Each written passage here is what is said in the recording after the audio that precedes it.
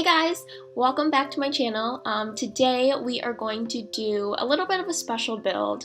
So this build is special to me because it's actually a lot that is, I guess maybe like a concept lot. So the thing is, my parents have actually had a lot in Seattle, like the Pacific Northwest, for a while. And they've never built anything on it, mostly because we didn't really have the finances to build anything on it. And yeah, so it's just been this empty lot in the kind of a little bit off of like main Seattle. But yeah, so I have always just kind of wanted to build what I would think is like the perfect house for it. And that is kind of what we're gonna do today. I say kind of because in my mind it turned out differently than I had expected. So the beginning, because the lot is on a very rocky sort of terrain. Maybe not rocky, but the slope is really intense. And so essentially the house kind of feels like it's up on stilts. And yeah, so that is what that little basement section is. It's just supposed to represent that there is kind of like sloping ground and you can't really build on like a flat piece of land. And that's totally contradictory of what The Sims is, because all the Sims lot, actually false. There are a couple Sims lots that have a little bit of like a little bump in it, and it annoys me to no else. Yeah, but I guess for the most part, you look at a lot of the lots and they look generally pretty flat. So this is kind of going against all the things that I have tried before. But with that said, I do have a past video. I don't remember what it's called, but I'll have like a card in, and I did something really similar to it. So I built it on, I guess, a slope, and this is kind of pretty resemblant of it. Also, so what I want to say first of all is that in this video there will be no screenshots, because I usually do put screenshots at the end just to separate, well, not to separate, just to show like what I've done in the video. But because this is two parts, and I've kind of gone back and forth between how to do this, because a lot of times I just usually do a build in one go, and I don't really care about taking screenshots until the end.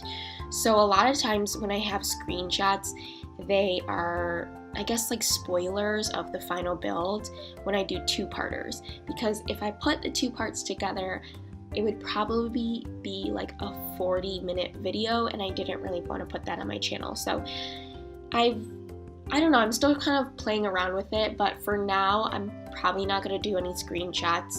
But my next video of this one, that's part 2, will be up on Friday. Well, it depends on when you're watching this, but it will be up in a couple of days, and that one will have like all the screenshots. And yeah, so sorry about that, but it's just because I always forget to take screenshots because I never know when I'll cut it and do like a part 1 versus a part 2 or even a part 3 or something. So that's why I'm doing this. And the way I sort of built this house is a little bit different. So as you can see, I didn't really finish the exterior yet. I was moving towards the interior, because the thing is, I had because this is based off of a real, I guess, property lot, I had a little bit of some thoughts in my mind of what I wanted it to look like. So before I got too involved in like the build process, I would do some of the rooms. So that's why I'm kind of going from the inside to the outside, and this is actually like super, I guess, real. Some of my past videos where I've done two-parters, I've done like one that's a build and then one that's a furnish. So in the build one, I cut all the parts that I actually build in, and then I put them together, and it creates kind of like a choppy pattern. So this one hopefully is a little bit more fluid. I did try to keep editing to a minimum, so I didn't put that many cuts in. So yeah, but it was a little bit difficult trying to get it into 20 minutes or under 20 minutes, but I think I managed to do that. As of right now, it's like 19 minutes and a little bit more, so hopefully it stays that way. And yeah, so also another thing that I want to say, I don't know if like you guys know it or anything, but I do include the download links to the builds. You can just click on the, what is it, like a more button, like the expand button on the description, and then it has the download link. So you can click it and then you'll be linked to EA's page, and you can see on there, you can like download it. Yeah, I've never mentioned it. I always just thought it was kind of obvious that I would put it in, but if you want to download it, that's cool. And yeah, so I guess let's talk about the build. This is the study. So this build actually turned out way larger than I had intended. I didn't even plan for there to be a study, but I guess there is. This has like way too many rooms, and all the rooms are like way bigger than they should be, because our lot in Seattle is not that big. I think like all of this also goes against like building constraints too. All the permits that you have to get. I don't think this build meets any of those markers. So yeah, but I mean, I have a study here, and yeah, it just has a desk, a grand piano, because my mom can't play the piano, but she really likes pianos and she would like to play. And then I got a lot of plants around the piano because my family loves plants. They love real ones too. They don't do the fake ones, but I don't know, they love plants. I have so many plants around my house too, which is nice. I mean, it brings a little bit of the outdoors into the inside. And yeah, so when I said I did very minimal cutting out of parts, that also included bathrooms. Now there are some bathrooms that I did cut out. I think that's it more in the second part or something, but this one I decided to put the entire furnishing of the bathroom just so you can see it, because usually I find bathrooms pretty boring and I don't really like them, so I usually cut them out. But the reason that I cut out the other bathrooms are because all of them have this kind of style. They all generally look like this. I basically made like cookie cutter bathrooms for all the other rooms that have bathrooms in them, so all of them look generally pretty similar to this. And yeah, my parents really love like modern furniture and stuff like that, so I have very clean black and white, I guess, textures and tones going on. And yeah, so obviously just now you could see that the cabinet like faded away. That's a problem though when you actually play this lot, is that when you put the walls down, the cabinets actually do disappear, so that's not the best. It just kind of looks like there's a tile there with like nothing on it. So yeah. What else did I want to say? I had something to say, but then I did forget. So there is a garage too. So because this is kind of merging real life together with, I don't know, Sims life, there are some aspects of it that are more so like real life. So I did have a garage. It's just a pretty standard 2-car garage. I think two-car garages are good. 3 is a little bit much. I mean, my family's not that big into cars or anything, so we have 2 for like, you know, reasons. And yeah, so also I did finish this build completely, so I've done the furnishing already, and I ended up showing my mom. So my mom, here's the thing about my family, we're kind of critical on each other, but you know, I know that we all love each other, but I did show my mom, so I mean, she was like, it's okay, it's not exactly what she had in mind. And I'm okay with that. You know, this is just a concept of what I thought it would be. Also, this isn't actually what I thought it would be in my mind, because in my mind it's like way smaller than this. A thing about The Sims is that if you ever try to build things in real life in The Sims, the proportions are always really interesting. They're always different. Things are too big, things are too small. And yeah, that makes it a little bit tricky to bring real life into The Sims. But yeah, I decided to do this. I mean, it's not like a real home or anything, but it's just a home that I thought would be cool for our lot. I don't even know if our lot is big enough to fit this, but yep, it's there. And yeah, so the kitchen actually turned out way smaller than I would have liked. My parents, they love cooking. they love big kitchens, and I think that they would have wanted a much, much larger kitchen. And like there's no dining room either, which is interesting. There is like a breakfast nook though, and a big sort of family room. And yeah, also, so like my house right now that I'm currently in Illinois, we have a family room, but no living room. I feel like a lot of homes that I see around like the neighborhood around me have like a family room and a formal living room. I don't know if that's like a thing that people have. Maybe it's just for bigger houses or something, but in this one, I just also decided to do something similar to my house, which is just a pretty large family room, because I feel like people don't really use living rooms. Like I said, they're like formal places, so it's like there's no TV in it. I mean, you can have a TV, but I guess, I don't know, the friends that I have, I don't know, their parents like make it really nice, and then they just have a fireplace and like nothing else. But yeah, so this is, I guess it. The kitchen's pretty small. The dining area is pretty small as well. Now I only have a family of 4, so it's my dad, my mom, and my sister and me. And yeah, so I just put a couple of chairs around. I don't remember if I put 4 or 6, but 4 seems perfect. And yeah, so if you saw the family room is like massive, and the problem with this house is that the proportions were all off. The living room ended up being, or the family / living room ended up being super gigantic, and then the kitchen and then the dining area were like super cramped in, when I feel like in real life it should be like the other way around. Maybe not the other way around, but definitely the family room turned way, way larger than I had wanted.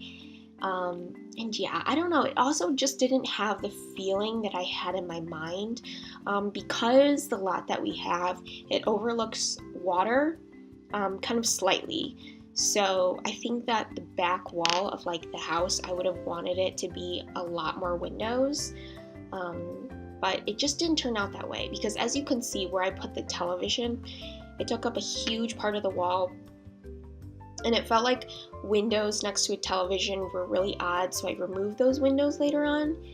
And yeah, as you can see, like I'm trying to make the house a little bit smaller because I'm realizing that this family room is gigantic. And yeah, I did put a fireplace in. I did put cabinets kind of around the entertainment section as well. That's kind of similar to what I did in my last video. What did I call it? Like pooled atrium or something. That's the most like janky title that I've ever done. I don't really like that title. I have no idea what else to call it. I think there's like a discrepancy too between like the thumbnail text and like the title I called it of the video, and then the title I called it in the Sims 4 gallery. It's all super different. But yeah, because I didn't really know what to do. Like the name just didn't pop into my head. And similar to this, I actually haven't named it yet. So we'll see what I name it. But yep, still trying to make the house even smaller.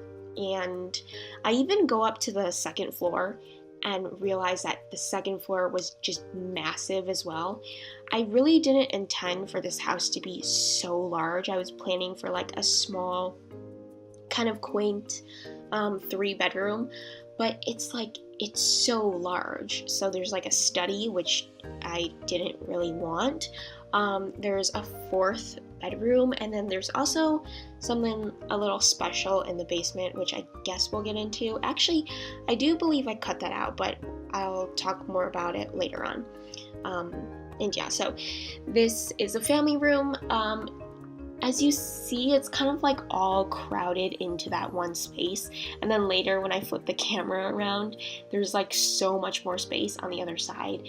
And I didn't know what to do with it. So I just put like items to try to make it look a little bit better. Because I also didn't want to shorten the family room as well, because it would have taken space out of the breakfast nook area. And that just wasn't vibing with me. I did also put like little Christmas lights around, I guess on top of the television. And I don't know, the television area was just really dark and not interesting, so I just put those lights. I do have Christmas lights around my room, and I love them. They're kind of nice. They're kind of cute. I like them. And yeah, I thought I could put them in around the television as well. Now the thing is, the family room is like so like monotone that it kind of annoys me, but I didn't know how to really add color in. As you can see, the color palette of this house is just super neutral. There's not really a strong color that I'm going for in really like any of the rooms, and you'll see later on. Actually, this video is actually getting towards the end, so I guess you'll have to wait till Friday or in a couple of days to see the final build. I think we stop. I don't think we go on to the second floor yet, but oh yeah, that means when I said there's something special in the basement that you wouldn't know. Okay, I'll reveal it now. So there's another, so my mom thought we could earn some extra income by making one of the areas a like bed and breakfast, or I guess now like an Airbnb or something. So there's kind of like this studio style apartment in the basement. It's basically like a bed placed into like a living area, and yeah, I guess it's just a way to make some extra money.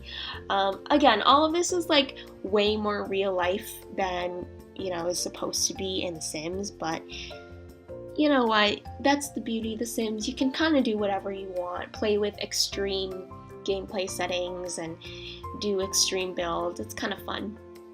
And yeah, so this is the master bedroom, and it's quite large too. Way larger than I would have wanted. There's a dresser, and then here I'm doing a nice vanity. And mom really likes, I don't know, this kind of stuff, so I put it in there for her. And yeah, the mirror was just way too high. I thought like when you're sitting down, that mirror just would not actually face you, so I decided to use the big, huge mirror, and I just put a chair there.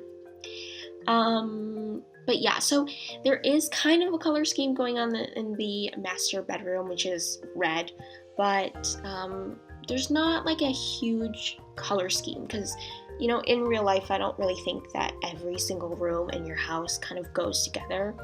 All of, I guess, the rooms in my house are pretty like neutral, except for like the textiles. So like the bedding or something would be different, the curtains, stuff like that. So yeah, and I did put a lot of girly stuff around, I guess stereotypically girly stuff, because my mom has a lot of that stuff. My dad is like super, I don't know, he just doesn't care about any of that stuff. He doesn't like wear cologne or anything. He just showers, I guess, and like that's it. So he doesn't have like, I don't know, cologne, any man shaving stuff like that. So I thought, you know, let's make this a little bit real. A little bit more like real life. So this master bedroom also does have a closet. It does have a master bathroom as well, but the master bathroom is not really what I would wanted. I would have liked the bathroom to kind of look out towards the back of the house, and it would have like a tub that overlooked, like with a big window in front of it that overlooked the view. That would have been much nicer, but the way I kind of formatted the floor plan, it just didn't turn out that way. But that is going to be the end of today's video. Stay tuned for part 2, and I will see you guys later. Bye bye.